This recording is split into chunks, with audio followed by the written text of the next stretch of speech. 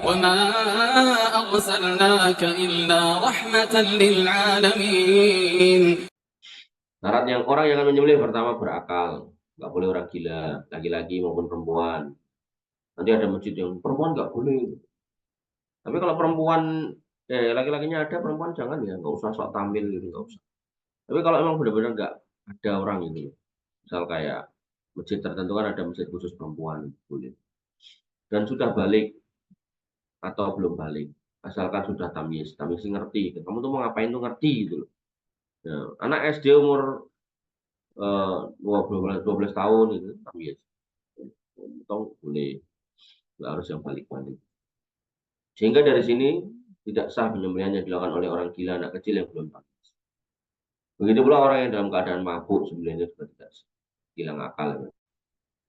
Kedua, yang menyembelih adalah orang muslim atau ahli kiblat Yahudi Nasrani. Nah, jadi selain mereka nggak boleh, menyembah berhala nggak boleh, orang Majusi nggak boleh, berarti orang Hindu, orang Buddha nggak boleh. Ya, karena selain Muslim dan ahli kitab tidak murni mengucapkan nama Allah ketika menyembah. Sedangkan ahli kitab masih dihalalkan karena Allah berfirman wa ta'amul ladzi na'utul kitab halal. Dan makanan kemudian ahli kitab itu halal buat. Makna makanan ahli kitab sini adalah sembilan mereka, bagaimana disampaikan oleh Al Hasan Al Basri, Ikrimah, Atha dan lain sebagainya. Namun yang mesti diperhatikan di sini, sembilan ahli kitab bisa halal selama diketahui kalau mereka tidak menyebut nama selain Allah. Jika diketahui mereka menyebut nama selain Allah, jika nyebelih semisal mereka menyebut Tuhan Yesus dan seterusnya Uzair, maka itu adalah nama-nama berhala. Maka pada saat itu sembilan menjadi tidak halal. Jadi kita tidak mengimani yang disebut oleh mereka itu Tuhan. Begitu kita tidak mengimani mereka Tuhan, maka itu bagian dari sekutu Allah. Ketika itu sekutu Allah, yaitu berarti kemusyrikan juga. Jadi ahli kitab itu, dia selain mengimani adanya Allah, juga adanya selain Allah. Sebagai Tuhan atau bagian dari Tuhan, atau kolega dari Tuhan. Sehingga itu dalam akidah tauhid kita itu nggak benar. Makanya kalau kemudian mereka pas nyembelih gitu, dengan menyebut nama Allah Bapa di surga, Anak dan Roh Kudus, itu nggak boleh. Ya. Tapi kalau mereka dengan menyebut nama Allah misalnya gitu, sembelih ser itu sah. Artinya itu nggak boleh terjadi di depan mata kita gitu. Tapi nek mereka nyembelih di rumah, kemudian kita dikasih dagingnya boleh, mas makan bilang Bismillah, gitu ya. Jadi metodenya agar aman tuh kayak gitu. Maka yang paling aman ya nek korban yang wajib ya serasa ngomong Kristen. Ya, boleh dewi. Laki-laki ini belajar nyembelih gitu. Metoy laki. Kurimat alaikumul maidah waddamu walahmul hinjir, diharamkan buat kamu alaikumul maidah waddamu walahmul hinjir, darah mungkin babi wa ma'uhilla li ghairillah, dan yang disembelih atas nama selain Allah. Tadi tentang menyembelihnya harus nama Allah aja yang disebut. Ketiga, menyebut nama Allah ketika menyembelih jika sengaja tidak menyebut nama Allah padahal ia tidak bisu dan mampu mengucap, maka hasil sembelihnya tidak boleh dimakan menurut para ulama. Sedangkan bagi yang lupa untuk menyebutnya dalam keadaan bisu atau dalam keadaan bisu, maka hasilnya boleh dimakan. Jadi bedakan di antara nggak mengucap dengan sengaja atau lupa. Orang ngomong bismillah atau rasah. Udah mending ngono, itu berarti nggak dia sengaja berarti. Nggak sengaja berarti sebenarnya nggak sah. Tapi nek itu. Kok orang bismillah? Astagfirullah lali. Ya, itu beda ya. Bedakan ya. Ini jangan pokoknya urusan kurban ini sensitif loh. Jangan asal-asal ngomong nggak sah, nggak sah. Saya dulu waktu masih seumuran kalian tuh sampai marani takmirnya jadi sak masjid, tapi tak marani satu persatu tuh, dari mulai ketuanya, penasihatnya, baru ngomong kurban betina itu nggak sah. Terus yang nyari binatangnya suruh ganti. Jadi itulah orang tuh kalau udah jahil ngumpul di masjid terus jadi takmir itu udah bencana udah.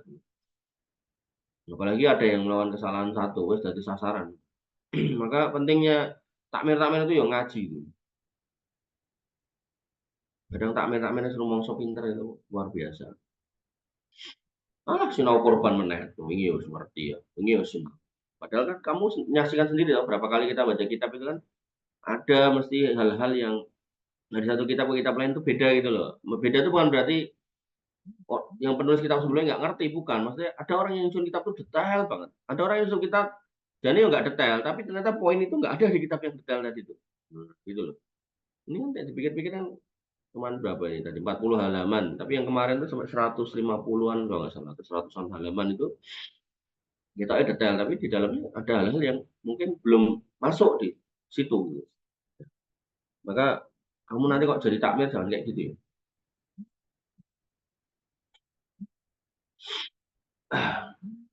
Mas, coba lihat ada tamu gitu aja. Nanti nek nyari saya disuruh mlebu sini aja, suruh duduk di sebelah angga gitu. Allah Subhanahu wa taala berfirman, "Wala ta'kulu mimma lam yuzkar ismullah alaihi wa innahu lafisq." Dan janganlah kamu makan binatang-binatang yang tidak disebut nama Allah ketika menyembelihnya, sesungguhnya perbuatan itu adalah satu kefasikan, ya. Jadi kayak kamu nyembelih apa ayam di rumah, wajib bismillah, tapi kok lupa, ya udah nggak apa-apa, nggak usah dibuang. Tuh, Bu, ngomong karo mboke.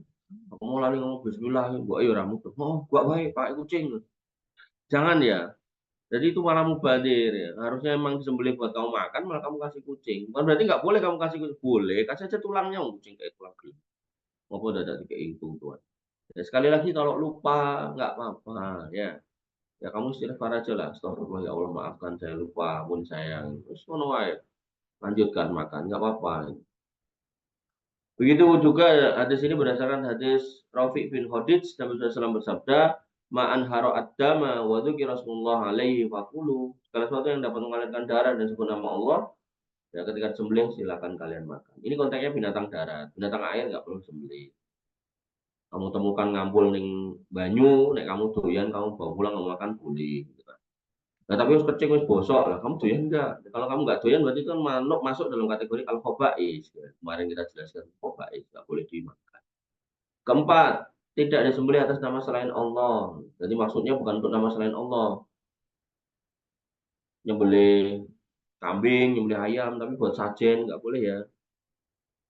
Maksudnya di sini adalah mengagungkan selain Allah, baik dengan mengeraskan suara atau tidak. Maka hasil sembelihan seperti ini diharapkan berdasarkan sepakatan ulama. Masuk mas, salam sana, duduk sana, duduk dulu. Oh, tak kira sendirian, berdua toh. Nah, duduk, duduk, duduk, duduk. Duduk, oh saya. Sik ya, tak rampung ini sik ya. Jadi ketika kemudian binatang itu sudah dari awal niatnya untuk selain Allah dan sudah disembelih, mau mengucap bismillah ya nggak boleh. Sembelih kambing kayak sing ning Demak itu kambing kendit gitu buat sajen pondasi tanggul gitu. Nggak boleh dimakan. Walaupun kambing. Tapi nek koyo orang-orang yang jahil ya, dia mau lewat jembatan buang ayam, ayamnya mau tangkap masih hidup, bawa pulang mau sembelih nggak apa-apa.